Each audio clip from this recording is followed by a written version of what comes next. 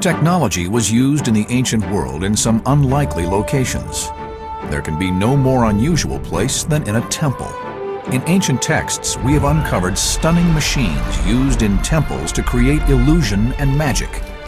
Statues that cry tears of blood, temples that roar with thunder, and chariots that levitate in the air. All of these temple machines would use sophisticated engineering techniques. These were machines of the gods.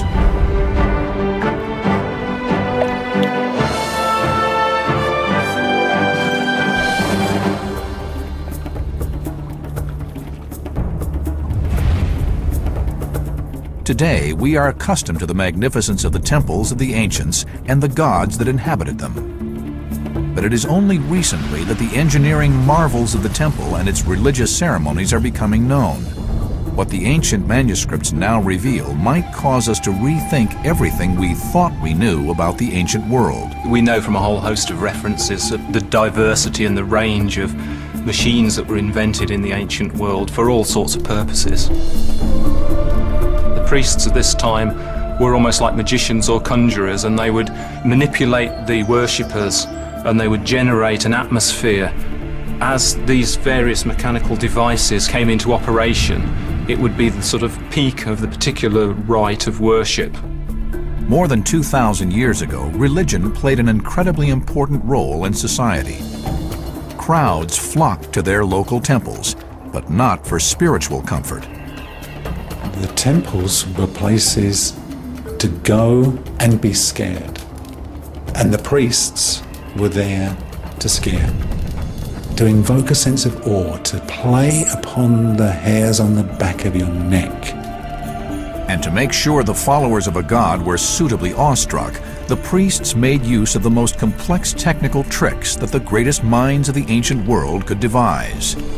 One of those minds was Heron of Alexandria, who would devise an amazing array of intricate and elaborate machines. Heron of Alexandria wrote many books. One of his most famous is the Pneumatica. And pneumatics is all about the way in which air and gas can be used to move objects that were designed to surprise and give the impression of magic to the temple goer. Only now are we beginning to understand the complex engineering systems Heron used. One really good example of Heron of Alexandria's work is the horse with a knife in its throat drinking while it's watched by a cherub-type being. It was one of the most famous and celebrated machines and was known as number 78. It was an altarpiece used by the priests to show the worshippers that the gods were present. It is so complicated that it's baffled engineers and scientists even today. But basically, as the knife cut through the head of the horse, it interlocked with a series of cogs and gears. You have to imagine the actual head being connected to the body via a pipe, but this was a telescopic pipe. And as the knife cut through the head, it moved parts of the pipe apart. And when it passed through, it moved more gears, which moved the two parts of the pipe back together again. The horse would also appear to magically drink from the priest's hand. The cherub looks at the horse angrily, and it does nothing. And then when the cherub is turned around by a person, the horse begins to drink. Underneath the cherub, there's a long tube, and that long tube has a hole in it. And there's another tube on top of that. So when you turn the cherub around, it exposes the hole, and water pours out through the cherub and down into a vat underneath. And the force of that water sucks air out of the horse's mouth and drags the water out of the cup, and it looks as if it's drinking. Heron's machine would be placed on the altar by the priest. By using its complex technology, the automated machine would create a powerful and awe-inspiring illusion that the gods had acted, that they had performed the impossible. We shouldn't really be surprised at the presence of magic or technical trickery within religious contexts. These temples are powerful and wealthy institutions. The priests wish to maintain their position, and anything that will maintain or preferably enhance their position is something they'll go for. Telling fortunes by examining animal entrails was just one of the techniques priests used to keep their congregation enthralled. Others, though less macabre, often showed amazing scientific and technical virtuosity, but secrets of such techniques were jealously guarded. Inside an ordinary temple, you have a separate area, the sanctuary. This is only visible to the worshippers through a single doorway. They're looking into a darkened inner sanctum. That inner sanctum is the perfect space for creating magical illusions. Temples are deliberately kept dark. Temples are there to enhance the sense of mystery because it makes you easier to persuade. It makes the message easier to get across to you. In the 1st century of the Common Era, building on the early works of Ctesibius and Philon, Heron wrote a large number of works on mechanics and mathematics. He was equally at home designing mechanisms for solving practical problems and putting the fear of God into the Alexandrian temple-goer. If he was making pieces for the temple, he would definitely be looking for things which were magical and mysterious, and that would affect people in a spiritual kind of way. One of Heron's most famous devices was a beautiful representation of an archer and a dragon. But this amazing device was no ordinary altarpiece. Through advanced hydraulic technology, Heron created an archer that could shoot arrows at a dragon just as the dragon emitted the sound of a roar. This is one of probably the most famous models of Heron of Alexandria. Most of the medieval writers that have translated his treatise seem to have had a fascination with this particular piece. The story is loosely based on the labours of Heracles, who in the guise of an archer is firing an arrow at the dragon laid on to kill him so he can claim the golden apples of the Hesperides. This machine actually uses water pressure to create sound. This is the internal mechanism of the archer piece. The pneumatic section consists of 2 vessels, an upper vessel which contains water and a lower vessel which is sealed. In the middle of the top vessel is a conical valve which, when lifted, allows the water to rush from the top vessel to the bottom vessel. As the level of water rises in the bottom vessel, there's nowhere for the air to go other than through this little pipe here, which then leads through the dragon to its mouth, and the compressed air actually blows the reed in the dragon's mouth, producing the sound. Brilliantly, the actor raising the golden apple triggers both the firing of the archer's arrow and the water-driven mechanism. By using the movement of water through valves, the air which is produced causes the dragon to groan in pain. It was certainly no accident that Heron found a ready market for his inventions in Alexandria. Ever since it was founded by Alexander the Great, Alexandria was a cosmopolitan city, a melting pot of the Eastern Mediterranean. Alexandria was East meets West. The ancient traditions of Egypt met the new flourishing Greek world. So Greek mathematicians, scientists, engineers, academics in all fields were able to feed off that ancient knowledge that existed in the temples of Egypt. It was never considered as being an Egyptian city, because Egyptians, they did not like the Mediterranean Sea. They rather founded their cities on the River Nile. But Alexandria was a Greek foundation, and the Greek, they were a people of sailors. They needed the Mediterranean for their trading. So Alexandria was a place of many cultures, of many religions, of many different people that tried to live together. For a priest in Alexandria, life was a comparative rat race, where the ultimate prize, a packed temple full of eager worshippers, going to those with the most awe-inspiring gadgetry. If you look at the sort of religions in Alexandria, you've got a mixture of the secretive mystery religions, such as Isis, alongside more state religions, which are not so much about magic and the gods as about the maintenance of the status quo. Alexandria had many strange and competing religions, but in order to try to create a powerful uniting force, the heir to Alexander the Great promoted one religion over all others, led by a fearsome god. He was known as Serapis, and his cult combined elements of both Greek and Egyptian religions. Ancient texts tell of the bizarre mechanisms which were used by the priests in Serapis's temple in Alexandria. In particular, one mechanism continues to astonish today's modern world.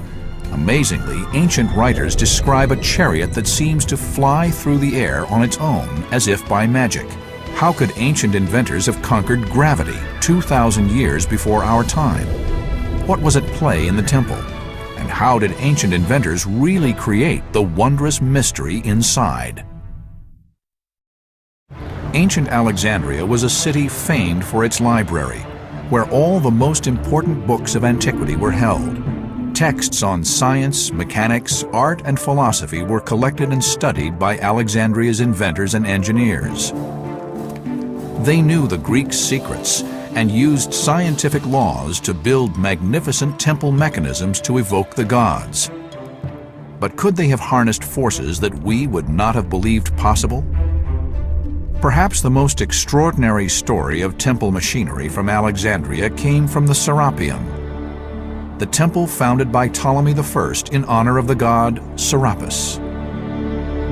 The Serapeum at Alexandria was one of the great temples of the Mediterranean world. It lasted well into the Roman Empire and indeed survived until its destruction in or about 391 by the Christians. The Temple of Serapis was a place of great spectacle.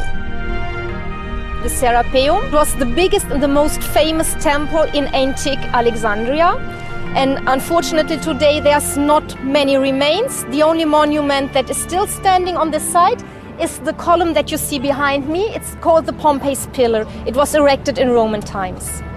But long before Pompey's Pillar was erected beside the Serapeum, stories were circulating about extraordinary phenomena occurring there. These accounts have found their way into books of the early Greek and Roman historians. One in particular is stunning. It describes an iron chariot actually flying through the air. There is a tradition preserved in 4th and 5th century writers which speaks of the exploitation of the magnetic power of magnetite to create uncanny experiences in the temple. There's also talk in the writings of the Bishop of Carthage, Quodvald Deus, to the effect that an iron chariot could also be suspended in the same way. Ancient automata expert Richard Windley is confident that the inventors of Alexandria understood magnetism. But a floating chariot? Basically, the assumption is that the chariot was made of some sort of iron or ferrous material, and an enormous piece of lodestone would be hidden in the ceiling above, causing the chariot to effectively be suspended magically in the air with no apparent means of support. In Athens, the Greek historian Ioannis Arvanitis became fascinated by these amazing stories. To my mind, this was interesting but a little bit strange. A chariot in the middle of a temple floating in the air made no sense. Arvanitis searched in early Greek writings and discovered 3 separate references to this astonishing flying chariot. And he realized it referred to the god Serapis, who was equivalent to Apollo, the Greek god of the sun. It is commonplace in the Greek myths for Apollo the sun god to be represented as a driver of a 4-horse chariot called a quadriga, rising from the sea and driving through the air. This image occurs in many places in antiquity, including the Parthenon. The sun god needed his chariot to go up in the air. It was a very elaborate mechanism to make the believers think that the god was present there. But there's more. What made this flying chariot even more remarkable was that the levitation of the mechanism was timed precisely with the rotation of the sun. In the eastern facade there was a very small window, and by of course the changing of the sun during the year, on this certain moment one sunbeam could come in and touch the lips of the god Serapis. When the doors were opened, they revealed the gigantic figure of Serapis on his throne. According to ancient texts, a small chariot being driven by the sun god Helios would then be magically drawn towards the huge statue. The height of the ritual would be the moment when the sun shined into the temple and touched the face of the god Serapis. At this moment, the chariot would lift off the floor and levitate in front of the statue. In the ceiling of the temple, it is thought that a huge piece of lodestone was set, which magnetically attracted the small metal chariot. The ancient texts indicate that magnetism was used in the Temple of Serapis, but could it really have worked? 2,000 years later, modern toys illustrate the same principle using electromagnetic fields. As you can see, there is no visible means of suspension whatsoever. You can actually pass your hand between the globe. This little globe works according to the same principles as allegedly lifted the chariot of the sun god in the Serapeum. Inside this toy there'll be a microprocessor and an array of what are called Hall effect sensors, which are sensing the magnetic field. And the microprocessor will be balancing that magnetic field several thousand, if not tens or hundreds of thousands of times a second. What makes the story of the Serapeum chariot harder to dismiss is the fact that it is not alone. There are other stories of the use of magnetism to create miraculous temple machines. There is one reference to a temple in Alexandria where there were two statues, one of Mars and one of Venus, and at the height of the ceremonial, the two statues were gradually brought together. And of course, once they became within their magnetic field, they were suddenly mutually attracted to one another and jumped to form a kind of embrace. We think that probably one of the statues was lodestone, the other may have been iron. The Roman poet Claudian left a fascinating description of this Hieros Gamos, or mystic marriage between Venus and Mars. But could the comparative weak magnetic lodestone possibly cause a life-size chariot to actually rise?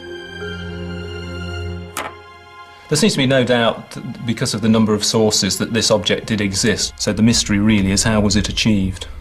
It's possible it could have been magnets. It would be nice to think that it was, but some kind of magical trickery, perhaps using suspension cables, is possibly the more likely idea. Incredibly, perhaps the ancients did know how to manipulate magnetism, but there were other more complex machines in the ancient world, machines that harnessed ancient hydraulics.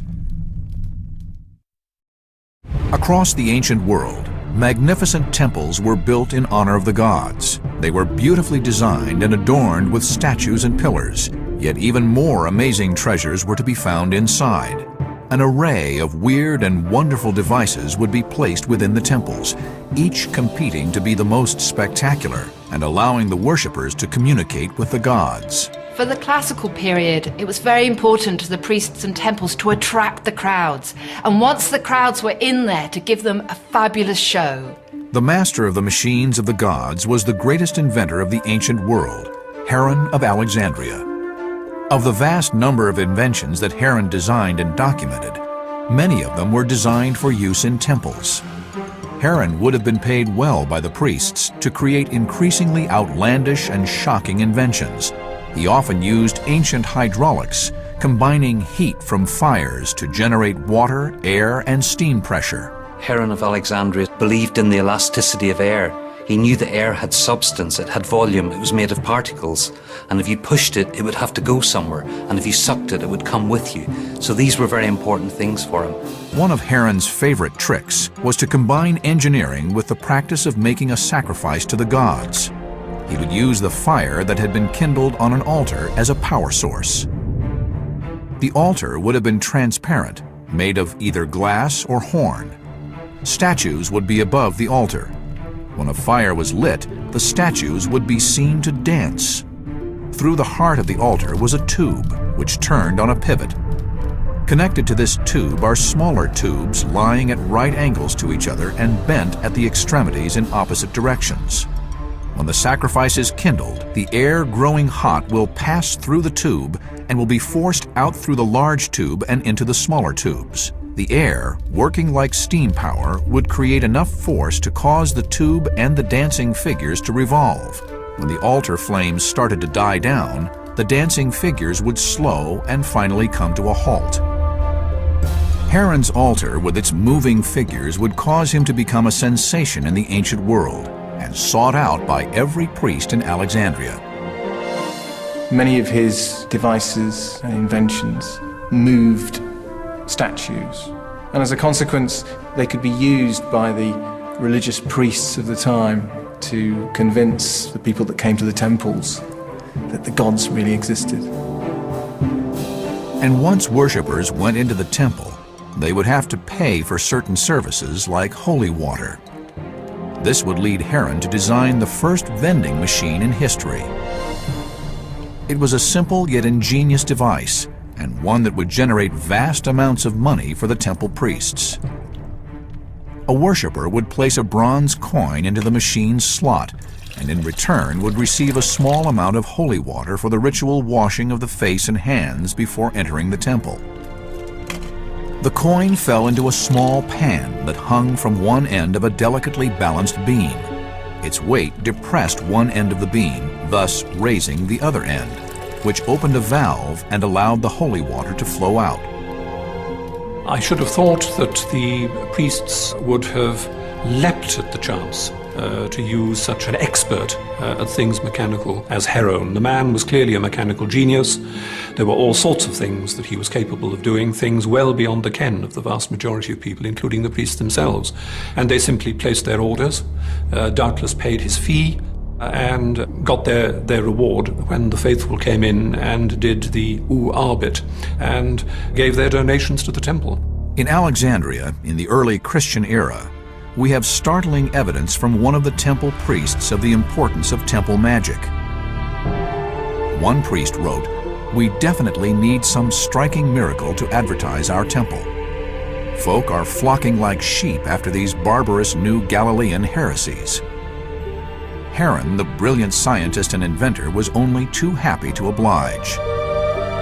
Heron was a master engineer. He was a master craftsman. He saw the opportunity and he put it together to the limit of the fabrication methods available to them at the time. For temple worshippers, the magic began as soon as they walked through the door. Sometimes the magic began with the doors themselves. Doors in major temples would have been massive affairs. They could be wood, they could be bronze, they would have lots of elaborate attachments of gold and ivory, and the opening and closing of them seems to have been something which was staged, rather like a piece of theatre. The staging would involve the priests, it could involve choirs who would sing sacred hymns, there would be burning of incense, the lighting of lamps. Heron devoted much of his attention to making the opening and closing of the temple doors as dramatic as possible. He even contrived it so that the doors would open automatically in synchronization with the altar sacrifice. One of these devices was so arranged that as the altar heated up, the doors would open and then they would close when the sacrifice was over. The automatic doors used simple mechanical principles to reinforce the Egyptian priest's authority and prestige throughout ancient temples. As the priest lit the fire on the altar, it heated the air inside a metal cylinder concealed beneath it. This would force the water in it through a siphon into an enormous bucket. The bucket was suspended by chains from a system of weights and pulleys, which turned the doors on their pivots as the buckets became heavier. The temple doors would open as if by magic. You have to remember that these devices at the time were only working in the temples. So for the average person, they would have never seen anything like this. So you have to imagine how completely awestruck they would have been when they arrived at the temples and the doors magically opened before them. Though Heron was primarily a brilliant physicist and mechanic, some of the priests used other tools to demonstrate the powers of the gods. In particular, they used chemicals to amaze their congregations. Within temple trickery, you would have use of as much chemistry as was available to them at the time, and probably more than was available out on the streets, because these were the keepers of the secrets. To maintain the sense of bewilderment and wonder in the mind of their pious observers, duplicity was vitally important. A feature common to a lot of these ancient religions is the fact that they're mystery religions. The worshippers don't really know what's going on. That includes what they're eating and drinking. Food plays a key part in a lot of the rituals. This is a tree bark, logwood. Now, you put this into wine, which the worshippers drink. When they go to pass urine, it looks as though they're passing blood. If you then stop feeding them the tree bark, you've cured them of a debilitating condition. They're cured, they're healed. Power to the priest. In addition to food and drink, the chemical properties of all kinds of common substances would be put to work by a priest anxious to maintain his spell over the congregation. The chemistry is the chemistry of things which can be reduced by fire, and it is things which are available from readily available chemicals such as urine and feces and dung and whatever, which is useful because that gives you good sources of phosphorus, which glows in the dark, and of things which, when you rehydrate them after the fire, steam or crackle or fizz, something which to an innocent mind would be most impressive. Soon, the field of temples competing for attention became even more crowded. People were flocking to a new cult called the Christians, and priests were forced to call upon ancient inventors to create more ingenious, more powerful devices that would, amazingly, cause temples to roar with thunder and statues to speak.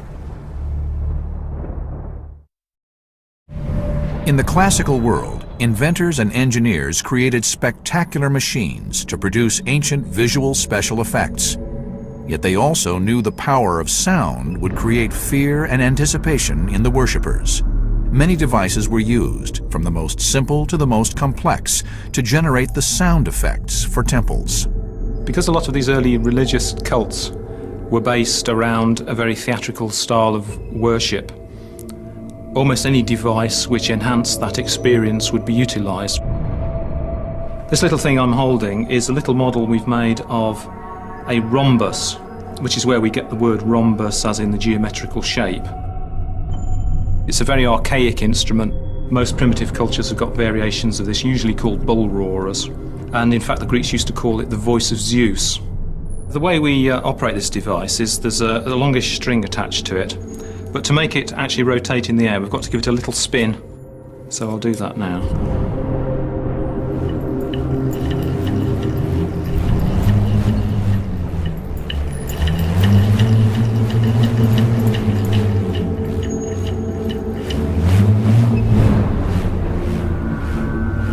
There's very interesting evidence from ancient Egypt for manipulation of the gods, making gods speak, making gods move. But it wasn't until the Greek period and Roman period in Egypt that very interesting devices start to be used that become much more fancy. They would go to the limits of the available physics, certainly the production of sound. It is even believed that some of the sacred treasures from the tomb of Tutankhamun were instruments through which the priests could mimic noises from the gods. There is one very critical ancient historian who reports that the jackal god and the bust of Re Harmachis are both equipped with speaking tubes. The speaking tube here is specifically to allow the temple priest to make noises as though from the mouth of the god. Beside the catacombs below modern Alexandria, fresh evidence has recently been unearthed. On this site, we did not only find the foundations of the antique temples, but we found other structures like for instance, underground passages. And we think that they were used by the priests to climb up into the altars to make some more trickery there, like talking to the people throughout the mouth of the statue. Similar stories have circulated about these two colossal statues at Thebes. Originally, they guarded the approaches to the mortuary temple of the pharaoh Amenhotep III. The temple, one of the largest ever built in Egypt, has long since crumbled into dust or had its stone pillaged for other building projects. But the statues remain, impressive even in their ruinous condition. Well, the statues are fantastic because of their size, obviously. They're over 20 meters high. The Colossi were very famous throughout history, but the Greek and the Romans really put them on the map. They were fascinated by them because Due to an earthquake, one of the statues, the one on the right, actually made a strange whistling noise at certain times of day. A number of theories have been put forward for why what the sound was actually caused by. Some would say it was just the wind actually blowing through the statue. The Greeks were convinced that the god Memnon was actually contacting them, that it was acting as some form of oracle. Hence why the statues ended up with the name, the Colossi of Memnon, and actually were not named after Amenhotep at that point. Incredibly, it is believed that Heron of Alexandria may have collaborated with the priests and inserted such a speaking tube. But there are other examples of moaning statues from antiquity, which also used the power of sound in a mechanical operation. One of the things that keeps cropping up are descriptions of moaning statues.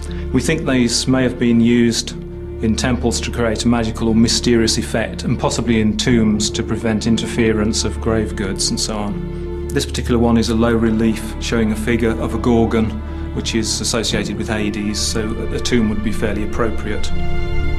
It works on the familiar displacement of water principle, which was common amongst the Alexandrian school.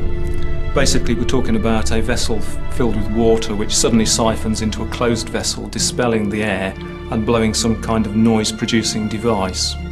I'll fill it up now, and hopefully we should get sound.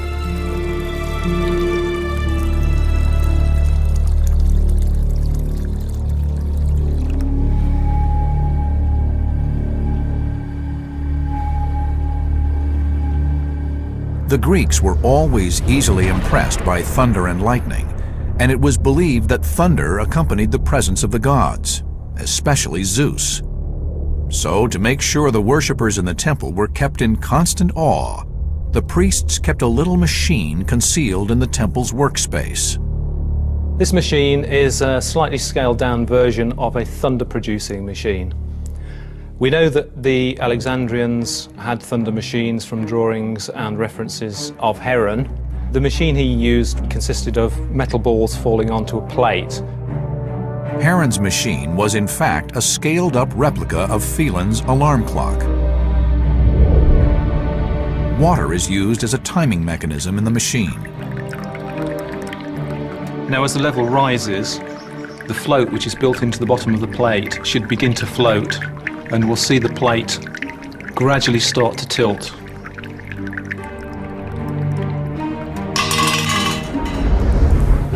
If this machine was sited in the proper position, which would be above the worshippers, perhaps in a ceiling void on a suspended floor, the sound, but also the vibration from the machine, would resonate in the cavity below, and it would produce, presumably, fear, panic, a whole host of different reactions.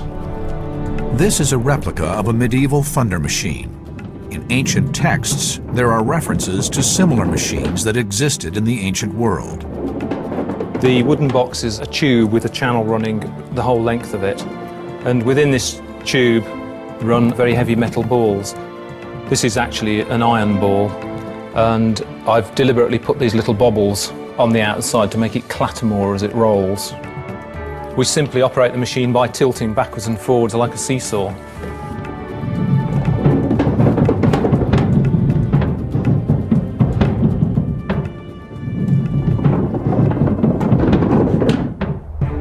In the ancient world, the hearts and minds of the masses were a battleground.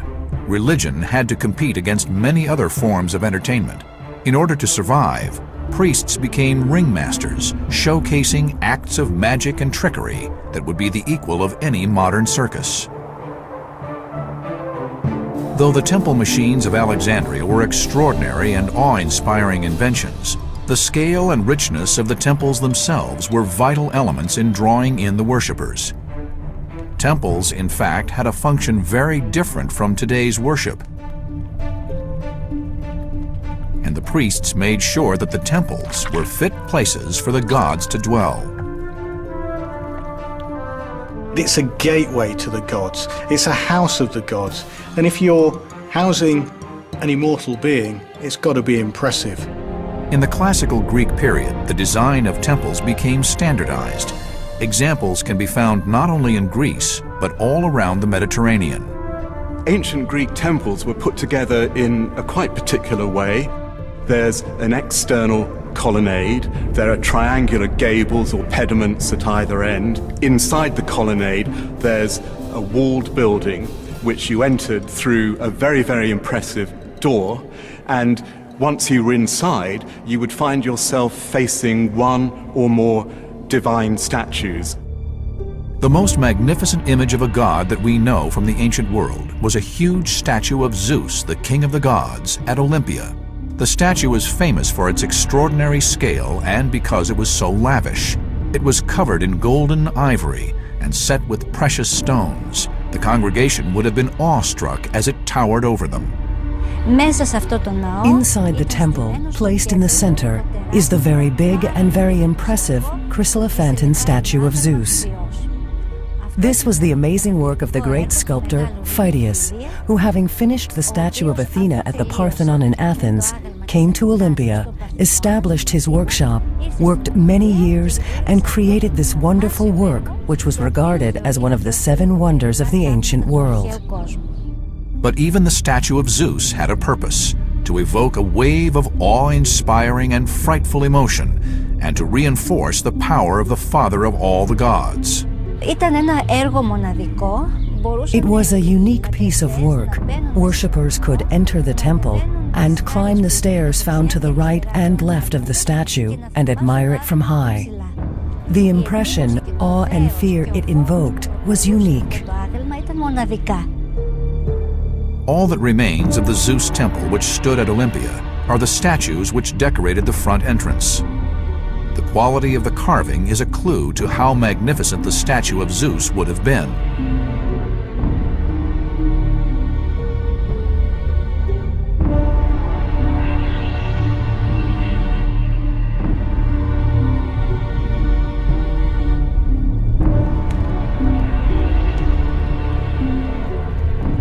Yet not only could the ancient Greeks create statues of such enormous size and beauty, but they also created statues which shocked and were miraculously moved to tears. Tears of blood. In the ancient world, Heron and the other makers of temple machines were innovators and took full opportunity to extend their expertise. The Alexandrian technologists were all interested in what we would now call physical concepts. The machine we have here is meant to illustrate one of these, how air, when it is heated, expands and so produces pressure. What we have is a sealed vessel. On top is a small fire, which would be the altar fire or temple fire. When the priest lights the fire to make the offering, the heat from the flames warms the air inside this chamber. The air then is pushed down the little tube into the receiving vessel, which holds, in this case, the fake blood. The pressure of that then forces the liquid through the tube here and up into the statue, and it will then go through 2 tiny holes in the tear ducts in the eyes of the statue. This type of mechanism is what Heron excelled at. He would use fire that pushed air into sealed containers, which in turn would push fluids around other pipes. The effect was startling and could be used for such devices as the crying statue. But can we make it work using Heron's technology? Using synthetic blood within the system, we will try to make the statue cry with tears of blood. Here, the fire will be used to heat the air. This will expand and push through into the sealed container. The pressure will cause the blood to rush up the pipe and through the tear ducts. There's no telling how quickly the air will actually heat up, or in fact if it will heat up. Most of the flames are burning upwards, so a lot of the heat is going upwards. Logic says that the fire should be under the sealed container, but Heron's drawings show the opposite. The designs clearly show that he intended for the fire to be on top, so the offering could be placed on the fire in full view of the congregation. Everyone would see that the goddess had been moved to tears by their gifts. Well, the fire's beginning to burn down a bit now, and the vessel is getting quite warm. Whether it's not completely sealed or whether the air's not expanding with sufficient pressure, we don't really know. But I can't see any sign yet of any fluid being driven out of the pipe. Richard believes that the model may be too small to allow a sufficient volume of expansion of air. But a quick burst from a propane torch soon gets it working. To see the all-powerful gods crying tears of blood must have been an astonishing and disturbing experience. Heron's designs were unrivaled in their brilliance and ingenuity, and his use of physics and hydraulics provide tantalizing evidence for ancient technology experts like Richard Windley. Inventiveness and subtlety in a lot of these devices. There's lots of things in the drawings which seem to be nonsensical, and when one actually comes to the practical business of constructing them, you realise what these little devious elements are actually for. There's something very particular about reconstructing models because it kind of almost puts you in the brain space of the people that invented them. It gives a kind of keyhole of understanding into how they went about developing things. For those worshippers who were not satisfied with the public cults, they could turn to mystery religions.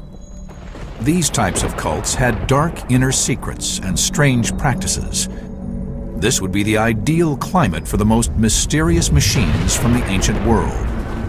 There were all sorts of bizarre cults.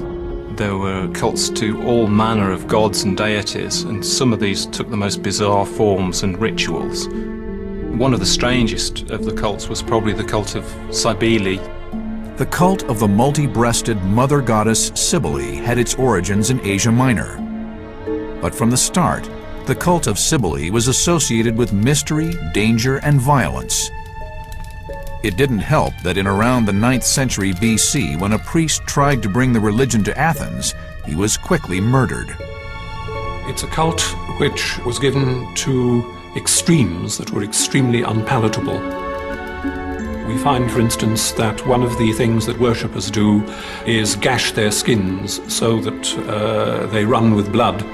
One particularly extraordinary temple machine was created which showed the mother goddess Cybele spontaneously lactating at the height of the ceremony in her honor. One of the most bizarre and intriguing inventions of some of the engineers that worked in Alexandria was one of the statue of Cybele, goddess of the earth, and as such she was a fertility symbol. One can imagine priests a bit like contemporary conjurers or magicians raising the worshippers into a kind of frenzy, and then at the opportune moment, at the final climax, this statue would start lactating. This must have been a most amazing, bizarre experience. The mechanical principle behind the statue that cried blood also served the lactating Cybele statue. Beneath the statue was an altar filled with milk. Above the statue, supported by 4 columns, was a dome. At the moment of sacrifice, 2 lamps were lit. Hot air trapped by the dome was forced downwards and heated the milk beneath the altar. This, in turn, was forced to rise through a series of tubes connected to the breasts. As the pressure built up, the milk came from the mother goddess, to the wonder and admiration of the spectators.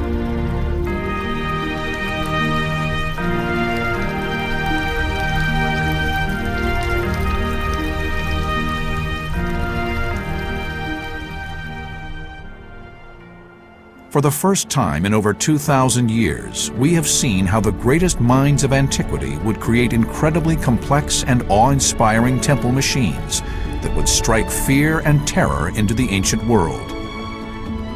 We cannot truly appreciate the effects these mechanical inventions must have had on unsuspecting worshippers of the great temple of antiquity, and how they would have been tricked into believing that the gods had spoken or that miracles had been performed.